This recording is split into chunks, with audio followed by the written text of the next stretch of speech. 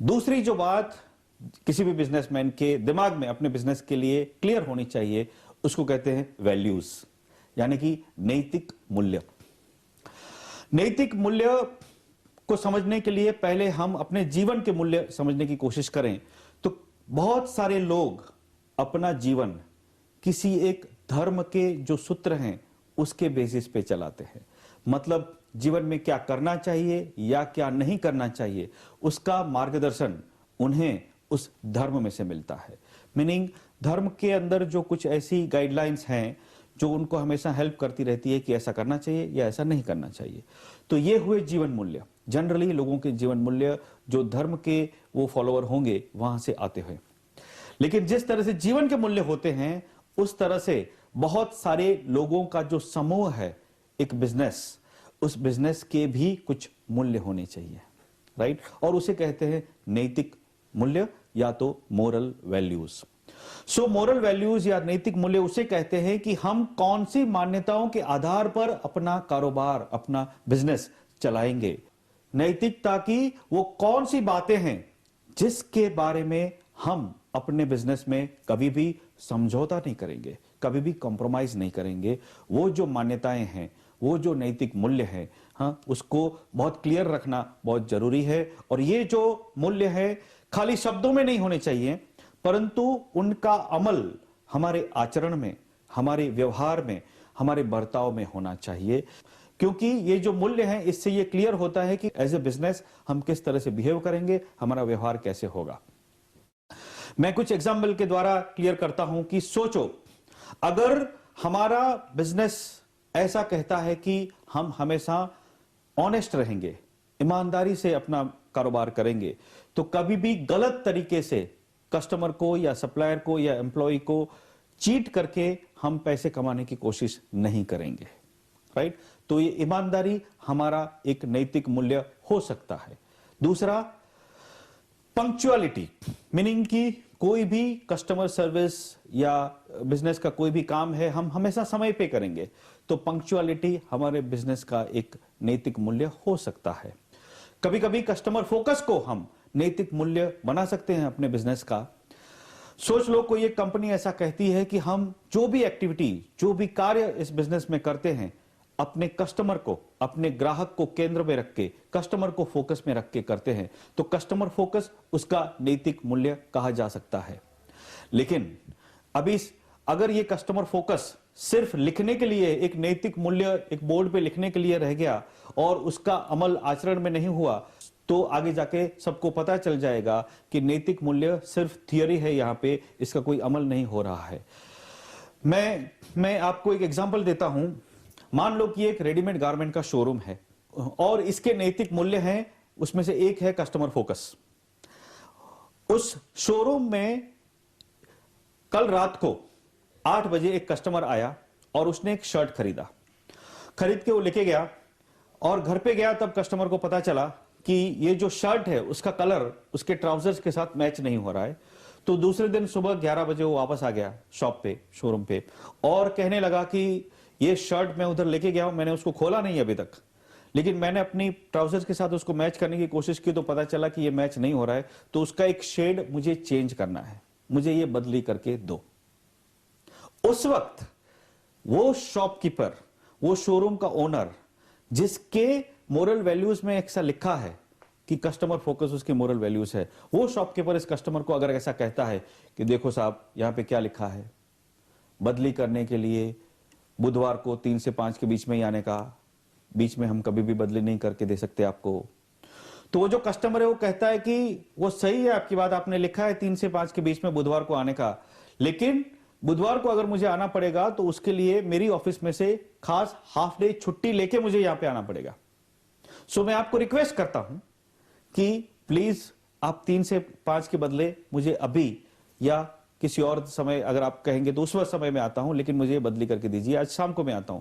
बोलता है नहीं, हमारा नियम है 3 से 5, मतलब 3 से 5 ही बदली करके देंगे, किसी और समय हम बदली करके नहीं देंगे। तो कस्टमर उस वक्त तो शायद चला जाएगा और वही शर्ट जैसे तैसे वो पहन के वो चला लेगा अपनी बात, लेकिन वो निश्चय करेगा जनरली वो दूसरी बार उस शॉप पे नहीं आएगा। तो उस कस्टमर को पता चल गया और बाकी के जो हमारे एम्प्लॉइज हैं उनको भी पता चल गया कि ये कस्टमर फोकस नाम की जो वैल्यूज यहां पे लिखी है ना, वो बॉस उसका अमल नहीं कर रहा है, ये सब थियरी है, उसका प्रैक्टिकल कोई भी अमल यहां पे नहीं हो रहा है, ये सिर्फ कहने की बातें हैं, इसका करने में कोई अमल नहीं है। तो जो भी नैतिक मूल्य जिसके बारे में हम बात करते हैं, सिर्फ पेपर पे लिखी हुई थियरी नहीं होनी चाहिए, उसका अमल भी होना चाहिए हमारे वर्तन के अंदर, हमारे व्यवहार के अंदर। उसी तरह से अगर हम कहें कि रिस्पेक्ट, किसी भी व्यक्ति का रिस्पेक्ट हमारा एक मूल्य है, हमारे बिजनेस का एक मूल्य है, मतलब कि हमारे बिजनेस में जो लोग जुड़ते हैं, जो कस्टमर हैं, जो एम्प्लॉइज हैं, जो सप्लायर हैं, उनमें से किसी का भी रिस्पेक्ट हम हर्ट नहीं करेंगे, उनको हमेशा सम्मान से उनके साथ व्यवहार करेंगे, ऐसा हम कहते हैं। और उसी कंपनी का एक एम्प्लॉय सोच लो कि एक गलती कर बैठता है, उससे कुछ मिस्टेक होती है और इमीडिएटली गलती का कन्फेशन भी करता है कि अरे सर मेरे से गलती हो गया, I am very sorry, I did not know, और मेरे को पता नहीं था और ये हो गया, I am very sorry sir. और वो सॉरी बोलता है, उसके बावजूद भी बॉस उसके ऊपर इतना गुस्सा करता है, अक्ल नहीं है तेरे अंदर, क्यों इतना सारा ये सब करते हो तुम बोलते हो भूल गए तुम, हाँ भूल गए, तेरे को खाने का भूल हमेशा याद रहता है, वो क्यों नहीं भूल जाता तू, तेरे को पगार लेना हमेशा याद रहता है, वो क्यों नहीं भूलता तू, अक्ल नहीं है तेरे अंदर। अब ये बार बार ऐसा गुस्सा करना, ये रिस्पेक्ट किधर है? तो वो जो कहता है कि रिस्पेक्ट मेरा मूल्य है, मोरल वैल्यूज है हमारी कंपनी का, लेकिन खुद के व्यवहार में वो रिस्पेक्ट नहीं है।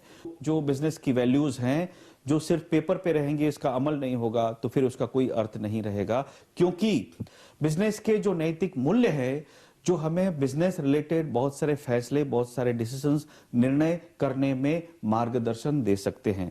कैसे कि सोच लो, अगर हम कुछ एक ऐसी पॉलिसी बनाना चाहते हैं कि कस्टमर का कोई भी रिटर्न आएगा मटेरियल तो कभी लेने का, तो उस वक्त अगर कस्टमर फोकस हमारा मूल्य होगा तो हम उस तरह से डिसाइड करेंगे कि कस्टमर को अगर हम सिर्फ 3 से 5 बुधवार के दिन ही बुलाएंगे तो वो कस्टमर के लिए अच्छा नहीं है, तो हमारी पॉलिसी हम उस तरह से चेंज करेंगे।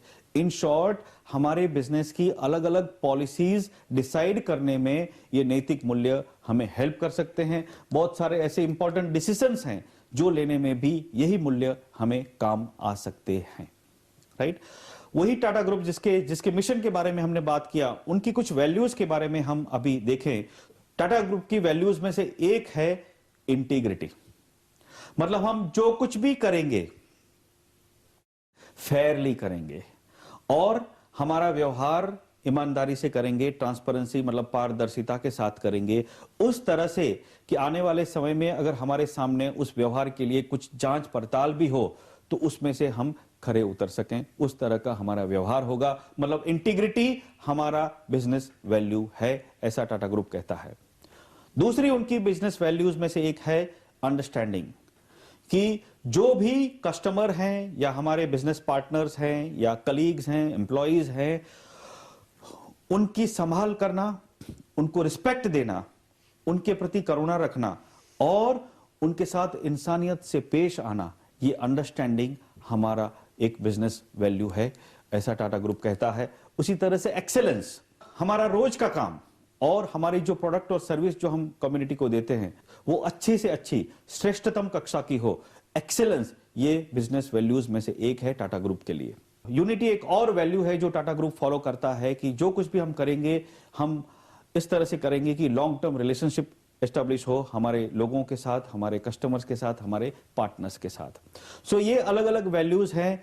जनरली कोई भी एक बड़ी कंपनी दो चीजें हमेशा फिक्स करती है कि उसका मिशन क्या है और उसकी वैल्यूज क्या है। बहुत सारी जो बड़ी कंपनियां हैं, अगर उनकी वेबसाइट्स पे जाके फाइंड आउट करोगे तो आपको पता चलेगा कि उसका मिशन जनरली फिक्स करते हैं। हमने भी देखा टाटा ग्रुप ने या बिरला ग्रुप ने या वॉलमार्ट या गूगल या माइक्रोसॉफ्ट, ये कंपनियों ने अपने विजन सेट नहीं किए, हाँ, लेकिन मिशन जरूर सेट किया है और वैल्यूज भी सेट की हैं। सो बड़ी कंपनियों के लिए, किसी भी कंपनी जो बड़ा होना चाहती है उसके लिए मिशन सेट करना बहुत जरूरी है, और अलग अलग निर्णय में, अलग अलग डिसीजन में उनको मार्गदर्शन मिले उसके लिए वैल्यूज फिक्स करना, वैल्यूज फाइनलाइज करना भी बहुत जरूरी है।